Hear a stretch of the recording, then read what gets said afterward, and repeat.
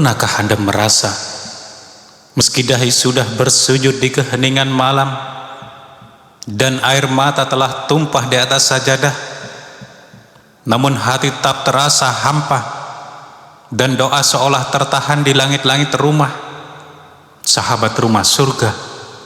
Bisa jadi bukan karena Allah tidak mendengar, melainkan ada rahasia larangan yang tanpa sengaja kita langgar dalam tahajud kita. Rasulullah Shallallahu Alaihi Wasallam sangat mencintai hamba yang bangun malam, namun beliau juga mewanti-wanti agar ibadah ini tidak menjadi beban yang menyiksa fisik atau justru bibit kesombongan di dalam hati. Sebelum kita melangkah lebih jauh untuk memperbaiki sujud malam kita, mari kita saling mendoakan.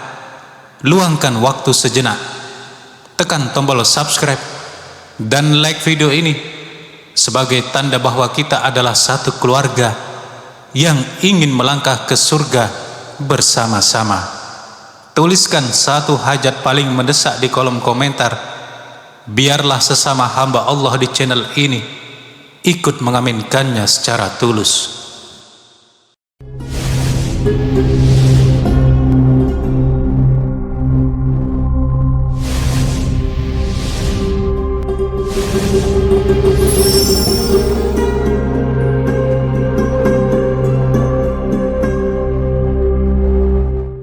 Bismillahirrahmanirrahim. Assalamualaikum warahmatullahi wabarakatuh.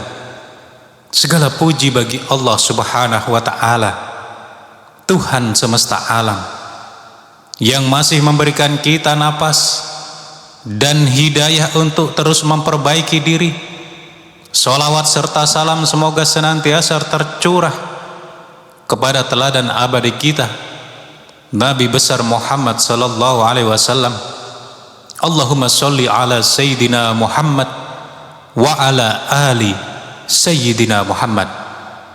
Saya berdoa bagi setiap penonton setia rumah surga, semoga Allah meluaskan pintu rizki Anda, menghapus tumpukan dosa, memberikan keberkahan usia, dan mengizinkan kita semua berpulang dalam keadaan husnul khotimah. Mari kita bangun kebaikan bersama dengan menuliskan sholawat di kolom komentar. Semoga itu menjadi saksi kecintaan kita kepada Rasulullah Sallallahu Alaihi Wasallam dan menjadi perantara syafaat beliau di hari pembalasan nanti. Amin, amin, ya Rabbal Alamin. Sahabat rumah surga yang dimuliakan Allah, meski tahajud adalah sunnah yang sangat utama, kita tidak boleh melupakan aturan mainnya. Ada batasan dan larangan yang perlu kita cermati agar sholat malam kita bukan sekedar gerakan fisik semata, melainkan bentuk ketaatan yang utuh. Mari kita bedah 10 hal yang harus dihindari agar kualitas tahajud kita semakin meningkat.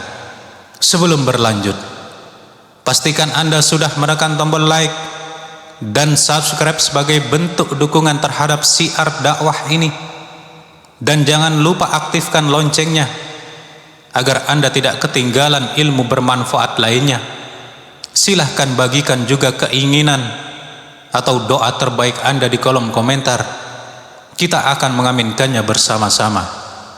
Rasulullah Sallallahu Alaihi Wasallam bersabda, doa seorang muslim untuk saudaranya tanpa sepengetahuannya akan dikabulkan. Di atas kepalanya ada malaikat yang ditugaskan. Setiap kali ia mendoakan kebaikan untuk saudaranya, malaikat tersebut berkata, amin, dan engkau pun mendapatkan yang semisalnya. Hadis riwayat Muslim. Berikut ini sahabat, 10 larangan dalam sholat tahajud yang wajib kita hindari. Pertama adalah mengkhususkan tahajud hanya pada malam Jumat. Dalam Islam, kita dilarang membuat aturan sendiri dengan hanya menghidupkan malam Jumat untuk ibadah tertentu tanpa alasan yang syar'i. Berdasarkan hadis riwayat Imam Muslim, Rasulullah Shallallahu Alaihi Wasallam bersabda, janganlah kalian mengkhususkan malam Jumat dengan qiyamul lail di antara malam-malam lainnya. Tujuannya agar kita tidak terjebak dalam praktek yang tidak dicontohkan atau dianggap sebagai kewajiban baru. Konsistensi di setiap malam lebih dicintai daripada fanatisme pada satu malam saja. Kemudian yang kedua, memaksakan sholat dalam kondisi kantuk berat. Ada sebuah kisah tentang keteguhan beribadah. Bayangkan seorang hamba bernama Ahmad di sebuah desa kecil yang sangat ingin menghabiskan malam dengan berdiri di hadapan Allah. Namun karena sangat lelah, ia sampai mengikatkan tubuhnya ke tiang penyangga agar tidak jatuh saat tertidur dalam berdiri. Hal seperti inilah yang dilarang.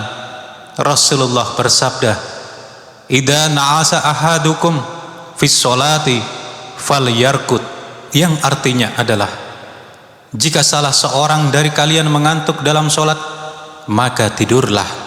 Hadis riwayat Bukhari dan Muslim. Islam adalah agama yang adil.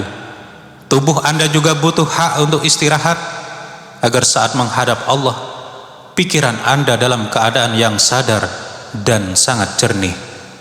Kemudian yang ketiga adalah berlebihan hingga mengabaikan fitrah. Beribadah semalaman suntuk tanpa tidur setiap hari bukanlah cara yang dibenarkan. Rasulullah Shallallahu Alaihi Wasallam bersabda, demi Allah, aku adalah orang yang paling takut kepada Allah dan paling bertakwa. Namun aku berpuasa dan berbuka, aku sholat malam dan juga tidur, dan aku menikah. Barang siapa yang tidak menyukai sunnahku, maka ia bukan dari golonganku. Hadis riwayat Bukhari dan Muslim. Keseimbangan adalah kunci spiritualitas yang sehat. Kemudian yang kelima adalah pola ibadah yang tidak konsisten. Jangan biarkan semangat Anda hanya hangat-hangat kuku. Rasulullah Shallallahu Alaihi Wasallam pernah menasehati Abdullah bin Amr bin As, "Ya Abdullah, jangan kamu seperti si fulan. Dulu ia rajin sholat malam, lalu ia meninggalkannya." Hadis riwayat Bukhari dan Muslim. Lebih baik sedikit namun kontinu daripada banyak tapi hanya sekali dalam satu tahun. Kemudian yang kelima adalah berhenti tahajud saat masalah selesai. Banyak orang yang bersujud di sepertiga malam hanya ketika terjepit masalah ekonomi atau kegagalan. Namun begitu Allah memberikan kelapangan, mereka melupakan sajadahnya. Ingatlah, tahajud adalah bentuk syukur saat bahagia, bukan sekedar alat transaksional saat kita menderita. Yang keenam adalah membaca ayat panjang di luar kesanggupan. Memang indah mendengar bacaan yang panjang, namun jika itu justru membuat Anda bosan dan merasa Anda terbebani, maka itu dilarang. Rasulullah Shallallahu Alaihi Wasallam bersabda, ambillah amalan yang mampu kalian lakukan, karena Allah tidak bosan sampai kalian yang bosan. Hadis riwayat Bukhari dan Muslim. Maka dari itu sahabat, ukurlah kemampuan fisik dan batin Anda. Kemudian yang ketujuh adalah niat yang terkontaminasi ambisi dunia. Sahabat rumah surga, jangan jadikan tahajud hanya sebagai jalan pintas untuk mendapatkan jabatan ataupun harta duniawi. Rasulullah Shallallahu Alaihi Wasallam bersabda, innamal a'malu binniyah, sesungguhnya amal itu tergantung pada niatnya. Hadis riwayat Bukhari dan Muslim. Jika niatnya murni karena Allah, dunia akan datang dengan sendirinya tanpa perlu dikejar secara berlebihan dalam sujud. Kemudian yang kedelapan adalah mengorbankan kewajiban utama. Jangan sampai karena tahajud yang terlalu lama Anda terlambat bekerja ataupun mengabaikan kebutuhan keluarga Anda di pagi hari. Rasulullah bersabda, khairukum li ahlihi, sebaik-baik kalian adalah yang paling baik kepada keluarganya. Hadis riwayat Tirmizi. Ibadah sunnah tidak boleh meruntuhkan pilar kewajiban Anda. Kemudian yang kesembilan adalah membahayakan kesehatan fisik. Tubuh adalah amanah yang akan dimintai pertanggungjawaban. Rasulullah bersabda, "Inna li jasadika 'alaika haqqon." Sesungguhnya tubuhmu memiliki hak atasmu. Hadis riwayat Bukhari. Janganlah Anda menyiksa diri atas nama ibadah jika itu berujung pada jatuh sakit. Kemudian yang terakhir adalah, atau yang ke-10, terjebak dalam penyakit riya dan sombong. Tahajud adalah rahasia antara Anda dan Allah. Larangan keras berlaku bagi mereka yang menceritakan tahajudnya demi sebuah pujian atau merasa lebih suci dari orang lain yang tidak bangun malam. Kemurnian niat adalah di atas segalanya. Sahabat rumah surga yang dicintai Allah, itulah 10 catatan penting agar tahajud kita lebih berkualitas.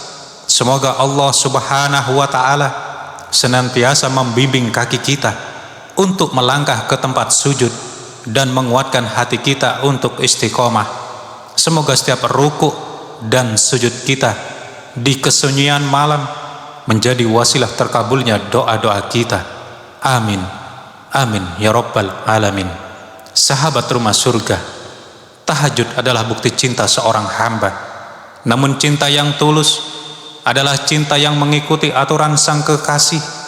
Jangan biarkan lelahmu bangun di sepertiga malam hanya berbuah letih karena kita mengabaikan adab dan larangan yang telah ditetapkan. Ingatlah sahabat, Allah tidak melihat seberapa lama kita berdiri jika hati kita tidak hadir, dan Allah tidak butuh sujud kita jika setelahnya kita merasa lebih suci dari orang lain. Jadikanlah tahajud sebagai ruang privasi yang teduh, tempat Anda melepas semua atribut dunia, bukan tempat untuk mengejar pujian manusia atau sekedar ambisi harta. Mari kita berjanji pada diri sendiri untuk mulai memperbaiki niat dan cara kita mulai malam ini. Sahabat rumah surga, jika video ini menyentuh hati Anda atau mengingatkan Anda pada seseorang yang sedang berjuang dalam ibadahnya, mohon bagikan video ini kepada mereka. Satu ilmu yang Anda bagikan hari ini bisa menjadi amal jariyah yang terus mengalir bahkan saat kita sudah tak lagi mampu bersujud di dunia. Terima kasih telah meluangkan waktu berharga Anda bersama Rumah Surga. Sampai jumpa di ruang sujud malam nanti.